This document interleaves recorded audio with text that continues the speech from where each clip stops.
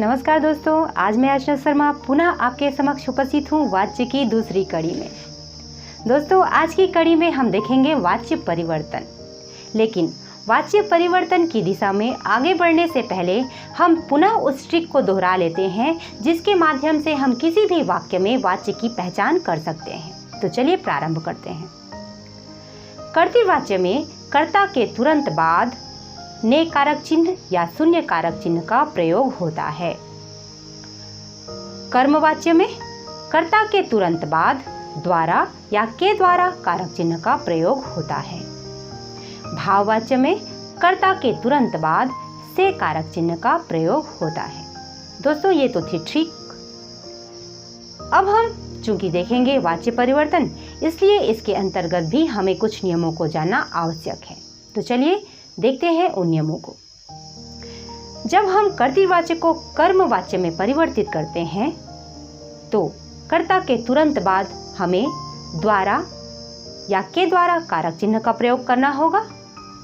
उसके बाद कर्तृवाच्य की मुख्य क्रिया को हमें बदलना होगा सामान्य भूतकाल में। परिवर्तित क्रिया के साथ काल, लिंग, वचन, पुरुष के अनुसार जाना क्रिया का स्वरूप जोड़ना होगा। दोस्तों, जब हम इसी तरह कर्तृवाच्य को भाववाच्य में परिवर्तित करेंगे तो कर्तृवाच्य की मुख्य क्रिया को हम सामान्य भूतकाल के क्रिया के एक वचन में बदलेंगे। उसके बाद उसके साथ जाना क्रिया लगाएंगे। साथ ही धातु के एक वचन पुल्लिंग और अन्य पुरुष का वही काल लगा देंगे जो कर्तृवाच्य की क्रिया का होगा। अभी हमें ये नियम सुन के थोड़ा क्लिष्ट लग सकता है, लेकिन जैसे जैसे हम उदाहरण की ओर बढ़ेंगे हमें बातें समझ में आती जाएंगी। तो चलिए उदाहरण द्वारा समझते हैं। यहाँ पर मैंने सारे वाक्य लिख रखे हैं और सारे वाक्य ही कर्तृवाच्य के उदाहरण हैं। तो चलिए प्रारंभ करते हैं। बच्चे खेलते हैं। बच्चे खेलते हैं, इसका रूपांतरण करेंगे हम कर्मवाच्य में। तो होगा बच्चों के द्वारा। के द्वारा लगाना है तो बच्चों के द्वारा, इसका सामान्य भूतकाल खेला, क्योंकि यहाँ पर तातेती जब होगा तो हम जा में भी, जा क्रिया में भी तातेती का प्रयोग करेंगे। तो बच्चों के द्वारा खेला जाता है।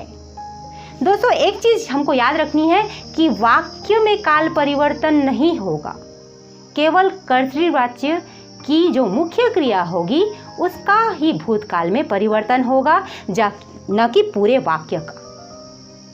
जिस काल में हमारा वाक्य है वो उसी काल में रहेगा। तो हमने इसी प्रकार देखा कि बच्चे खेलते हैं तो बच्चों के द्वारा खेला जाता है। दूसरा उदाहरण देखते हैं। लड़की पाठ पढ़ती है। लड़की के द्वारा कारक चिन्ह का प्रयोग करेंगे। लड़की के द्वारा पाठ पढ़ा जाता है। जाता इसलिए क्योंकि पाठ पुल्लिंग है और ये हमारा कर्मवाच्य में बदल रहे हैं, तो हमारा कर्म प्रधान है।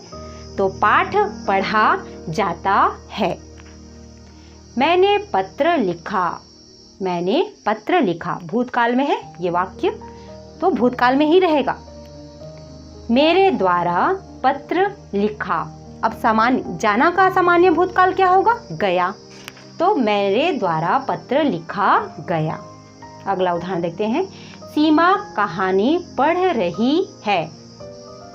सीमा कर्ता, सीमा के द्वारा कहानी। अब देखिए, कहानी स्त्रीलिंग है तो क्रिया भी स्त्रीलिंग होगी, तो पढ़ी, पढ़ी जा रही है। सीमा के द्वारा कहानी पढ़ी जा रही है। बिल्ली दूध पी रही है। तो बिल्ली के द्वारा दूध पिया जा रहा है। बिल्ली के द्वारा दूध पिया जा रहा है।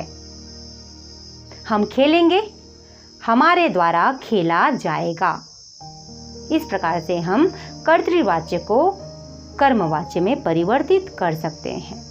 चलिए आगे देखते हैं कि किस प्रकार हम कर्तृवाच्य को भाववाच्य में परिवर्तित कर सकते हैं। बच्चा सोता है, बच्चा सोता है। भूतकाल की क्रिया के एक वचन में परिवर्तित करना है, जो कर्तृवाचक की मुख्य क्रिया है उसे। चलिए देखते हैं। बच्चा सोता है। बच्चे से कारक चिन्ह, तो बच्चे से सोया, सोया जाता है, क्योंकि ता है इसलिए मैंने बताया कि जाना में भी ताते ती का प्रयोग होगा। तो बच्चे से सोया जाता है। पक्षी उड़ेंगे, पक्षी उड़ेंगे। बहुत से पक्षी है ना, बहुवचन में है। तो पक्षियों से उड़ा, गे है इसलिए जाना में भी लगेगा गे, तो पक्षियों से उड़ा जाएगा। आगे बढ़ते हैं। हम खा रहे थे, हम खा रहे थे, तो हमसे खाया जा रहा था, हमसे खाया जा रहा था। वे खेल रहे थे, उनसे खेला जा रहा था। वे खेलेंगे, उनके या उनसे खेला जाएगा। घायल चल नहीं सकता, घायल चल नहीं सकता, घायल से चला नहीं जाता। तो आपने देखा कि हम किस प्रकार इतनी सरलता से वाच्य का परिवर्तन कर सकते हैं। दोस्तों, हमें ये ट्रिक याद रखनी होगी, क्योंकि इसी के माध्यम से हमको वाक्य संरचना करना होगा।